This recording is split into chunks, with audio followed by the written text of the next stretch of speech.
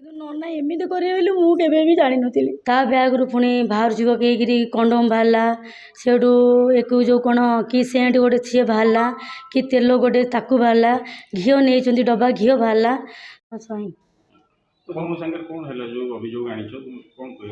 ମୋ ସାଙ୍ଗରେ ହେଲା କ'ଣ ମାନେ ମୁଁ ସଂକ୍ରାନ୍ତି କି ମନ୍ଦିର ଯାଏ।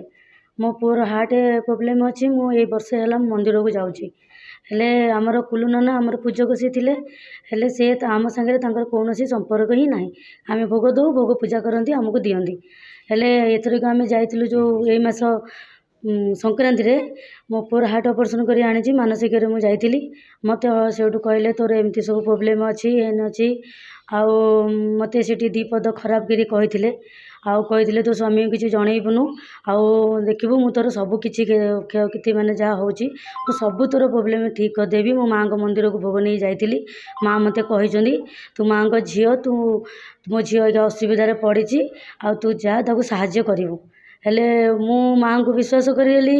ମୋର ମାଆଙ୍କ ଉପରେ ବିଶ୍ୱାସ, ମୁଁ ନନାଙ୍କ ଉପରେ ବି ବିଶ୍ୱାସ କରିଥିଲି। କାହିଁକିନା ସେ ଆମର ଜଣେ ପୂଜକ, ଆମେ ପାଦ ଛୁଇଁକିରି ପ୍ରଣାମ କରୁଛୁ। ହେଲେ ସିଏ ମୋ ସାଙ୍ଗରେ ଏମିତି ଯେଉଁ ଖରାପ ବ୍ୟବହାର, ଖରାପ ସମ୍ପର୍କ ନେଇକିରି କାଲି ଆମ ଘରକୁ ପୂଜା କରିବା ପାଇଁ ସେ ଆସିଥିଲେ। ସେ ଆମକୁ କହିଥିଲେ ଯେ ତୁମ ଘରେ କ'ଣ କିଛି ଖରାପ ନଜର ଅଛି, ଆଉ ମୁଁ ଯାଇକିରି ସେଠି ମାଆଙ୍କର ପୂଜା କଲେ ଯାଇକି ସେଇଟା ଦୂର ହେଇଯିବ।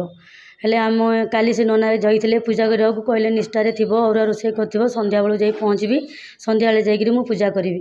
ହେଲେ ସିଏ କ'ଣ କଲେ ନା ରାତି 9ଟା ସୁଦ୍ଧା ଯାଇକି ପହଞ୍ଚିଲେ ଯେମିତି। ଏଠୁ ପୂଜା କରିବା ସମୟରେ ମୋ ପିଲାମାନେ ବସିଲେ, ମୋ ଶାଶୁ ଶ୍ୱଶୁର ସମସ୍ତେ ବସିଛନ୍ତି। କହିଲେ ନାଇଁ ସମସ୍ତେ ପଦାକୁ ଯାଅ, ମୁଁ ଏକୁଟିଆ ତାଙ୍କୁ ମାଆଙ୍କୁ ପୂଜା କରିବି। ସେଠୁ କବାଟ ଦେଲେ, ବସିଲେ। ତାଙ୍କ ବ୍ୟାଗ୍ରୁ ସବୁ ମାଆଙ୍କ ବେଲପତ୍ର ଦଣ୍ଡା, ତାଙ୍କର ସିନ୍ଦୁର, ହଳଦୀ ପାଣି, ତାଙ୍କ ପାଦୁକ ପାଣି, ମାଆଙ୍କ ଫଟୋ, ମାଆଙ୍କର କହିଥିଲେ କ'ଣ ମୋ ମାଆଙ୍କ ମଥାରୁ ପତାକା ଖୋଲିକି ନେଇକି ତୁମ ଘରେ ଲଗେଇବି ବୋଲି ମାଆଙ୍କ ପତାକା ସବୁକିଛି ତାଙ୍କ ବ୍ୟାଗ୍ରେ ନେଇଥିଲେ। ତା ବ୍ୟାଗ୍ରୁ ପୁଣି ବାହାରୁଛି ପକେଇକିରି କଣ୍ଡମ୍ ବାହାରିଲା, ସେଇଠୁ ଏକୁ ଯେଉଁ କ'ଣ କି ସେଣ୍ଟ ଗୋଟେ ସିଏ ବାହାରିଲା, କି ତେଲ ଗୋଟେ ତାକୁ ବାହାରିଲା, ଘିଅ ନେଇଛନ୍ତି ଡବା ଘିଅ ବାହାରିଲା, ସବୁକିଛି। ମୁଁ କହିଲି ନନା ପୂଜା କରିବାକୁ ଆସିଛ, ଆଉ ଏସବୁ କ'ଣ ନା ତୁମେ ବସ ମୁଁ ପୂଜା କରିବି।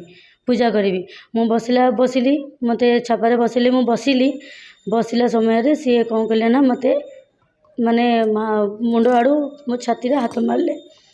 ମୁଁ କହିଲି ନନା ଏକୁ କ'ଣ ଏମିତି ସବୁ, ଏକୁ କ'ଣ ପୂଜା? ନା ତାହେଲେ ମୁଁ ପୂଜା କରିବିନି, ଉଠିକି ପଳେଇଯିବି। ଆଉ ଯେତେବେଳେ ଏମିତି କରିକି ମୋତେ କହିଲେ ଶୁଅ। ମୁଁ କହିଲି ଶୋଇବି କ'ଣ, ପୂଜା କରିବ କି ଶୋଇବି କ'ଣ? ମୁଁ ସେଇଠୁ କବାଟ ଦେଇଛନ୍ତି। ମୁଁ କହିଲି ହଉ। ମୁଁ ସେଇଠୁ ଶୋଇବା ଭିତରେ ମୋ ଲୁଗା ଯେମିତି ଟେକିଲେ, ମୁଁ ରଡ଼ି କରିକିରି ତା ନନାଙ୍କୁ ପେଲି ଦେଇକିରି ମୁଁ କବାଟ ଖୋଲିକି ମୋ ସ୍ୱାମୀ ହେରିକା ଆଉ ଆମର ଦୋକାନ ପିଲାମାନେ ବି ପଦାରେ ଥିଲେ, ସେ ସେଇଠୁ ଉଠିକିରି ସବୁ ଦୌଡ଼ା ଦୌଡ଼ି ଆସିକି ନନାଙ୍କୁ ସେଇଠୁ ଧଇଲେ। ମୁଁ କହିଲି ଦେଖ ନନା। ତାପରେ ପୋଲିସର ଥାନାର ଆଶ୍ରୟ ନେଲି। ମୁଁ ଥାନାବାଲାଙ୍କୁ ଫୋନ୍ କଲି, ଥାନା ଯାଇକି ପହଞ୍ଚିଲା, ନନାଙ୍କୁ ଆଣିକିରି ଆସିଲା।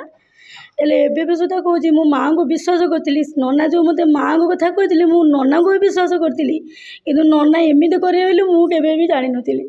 ହେଲେ ଏବେ ପୋଲିସ ଥାନାକୁ ଆସିଲା ପରେ ମୋ ସ୍ୱାମୀକି ଅଲଗା କେସ୍ରେ ଅଟକ କରିକି ରଖିଦେଇଛନ୍ତି। ଏଥିରେ ମୋର ଭୁଲଟା କେଉଁଠି?